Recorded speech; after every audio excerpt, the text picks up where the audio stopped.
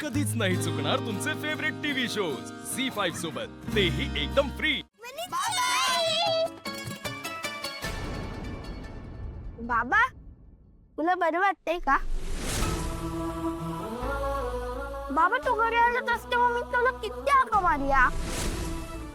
तू का नाही थांबलास? तू ऐक ना, आता आपण भेटलोय ना, आईला सांग ना, आई मला घरी येऊ देत नाही. तू बोल ना तिच्याशी, सांग ना आईला. तेच ना, मला तुझी आणि बरीताची किती आठवण येते. आणि तुझा खाऊ पण आम्ही खूप मिस करत होतो.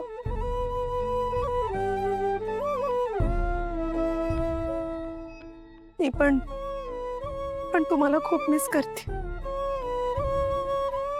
बरं चला, टीचरने बोलवलं ना, गप्पा निवांत मारूयात.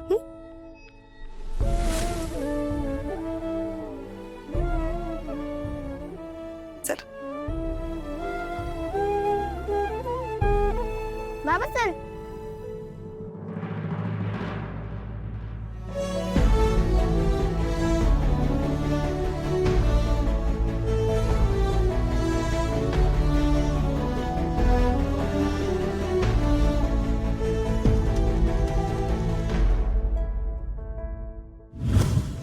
नाही नाही नाही, काहीही तक्रार नाहीये. तुमच्या तिन्ही मुलांचा प्रोग्रेस अगदी उत्तम आहे. चिन्मयी आणि मृण्मयी यांचं मॅथ्स सुधारलंय आणि अन्वय याला सगळ्याच कविता नेहमी पाठ असतात. सर, मी तुम्हाला सांगत होतो ना, माझ्या आईने आधीच मला खूप कविता शिकवून ठेवले. आम्हाला मॅथ्स मध्ये बनीची आईच हेल्प करते. Yes I know. Mrs Thakur, I must say, तुम्ही खूप उत्तम गाईड करते तुमच्या मुलांना. सर, माझं कर्तव्यच आहे ते. आजकाल सगळेच पॅरेंट्स काही एवढे सजग नसतात आपल्या मुलांबद्दल.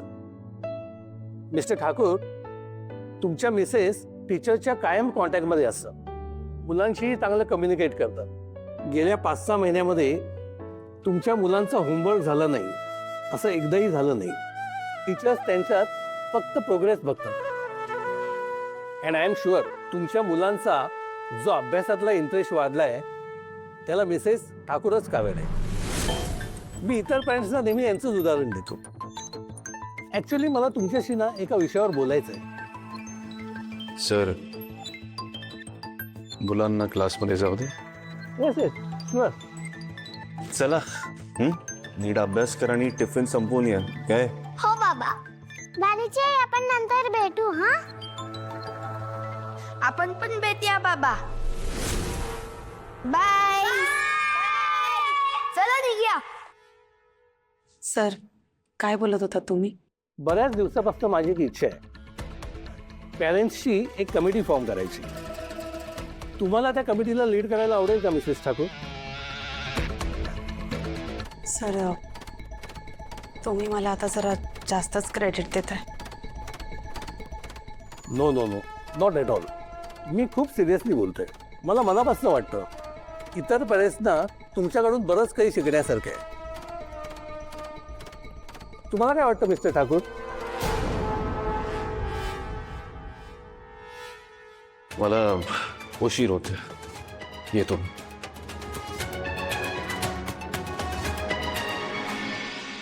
हो सर, आपण या विषयावर सावकाश बोलूया. Sure. I am sorry. No problem. Akash please थांबा. Akash please please please please. Akash, चांगलंय, खूप कौतुक होतंय तुमचं. पण प्रिन्सिपल सरांना तुमचं खरं रूप कुठे माहितीये. आकाश, पण एक आहे वसुंधरा, तुमच्यामुळे एक गोष्ट मला पक्की कळली की माणसं किती दुतोंडी असू शकतात ते. आकाश, प्लीज असं नका बोल. मला माहिती मला खूप राग आलाय माझ. नाही म्हणजे तुम्ही रागवा माझ्या, मला पाहिजे ते बोला, तुमचं सगळं राग काढ,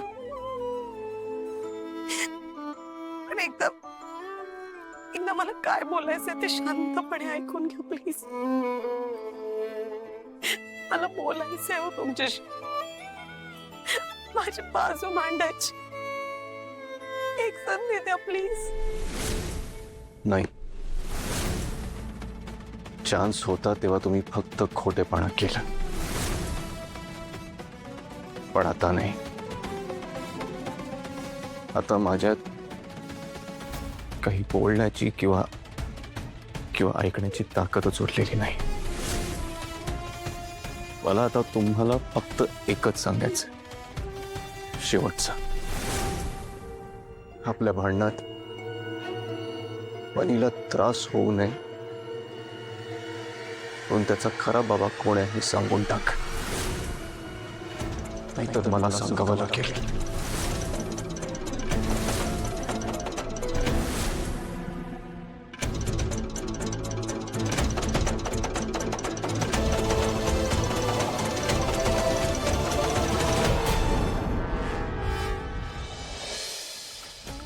आहे कुठे तुमची मुलगी? काय नवऱ्याने टाकून दिल्यावर लगेच भटकायला लागली काय? हे गप्प बस. ती बनीला शाळेत सोडायला गेली आहे. तिच्याबद्दल नीट बोलायचं शार्दूल. लगेच घेतली तिची बाजू. या आली आपली भटक भवानी. वेलकम वेलकम वसुंधरा ठाकूर. 100 वर्ष आयुष्य आहे तुम्हाला. तुमच्याबद्दलच बोलत होतो आता, वसुंधरा ठाकूर. अरे एक मिनिट नाही सॉरी, माय बॅड. वसुंधरा ठाकूर नाही, आता नवऱ्याने टाकून दिली ना तुला. मग आता बॅक टू वसुंधरा रानडे. का आलायस तू इथे? गोट्या खेळायला. माझ्याच घरात मलाच विचारतेस तू मी का आलोय ते? कमॉन यार, माझ्या मुलाला भेटायला आलोय मी, बनीला. आपण इथे आल्यानंतर यांच्याकडून मला कळलं की तो शाळेत गेलाय. Very good. विचार पण करू नकोस आणि बनीच्या आसपास पण फिरकायचं नाही, तू कळलं? लायकीत राहायचं तू. तू कोण मला सांगणारी? माझ्या घरात राहून माझ्यावरच आवाज चढवायचा नाही, हे तुम्ही तिघांनीही लक्षात ठेवा. विसरू नका, मी या घरात राहायला देतोय तेच उपकार करतोय असं समजा. म्हणून हे असं छान छान चांगले कपडे घालून नटता येतंय, वावरता येतंय. घरातून हाकलून दिलं ना मी तुम्हाला आत्ता, तर तिघांवर ही भीक मागायची वेळ येईल. भीक मागायची. भीक कोणी देणार पण नाही. चांगले दिसता ना तुम्ही, म्हणून म्हणतोय माझ्याशी पंग घ्यायचं नाही. एनिवे, कुठे होतो मी? काय बोल? बनी माझा मुलगा बनी. तू त्याला सांगितलंस का की तो आकाश ठाकूर नाही, मी त्याचा खरा बाप आहे? सांगितलं नाहीये आणि कधीच सांगणार पण नाही.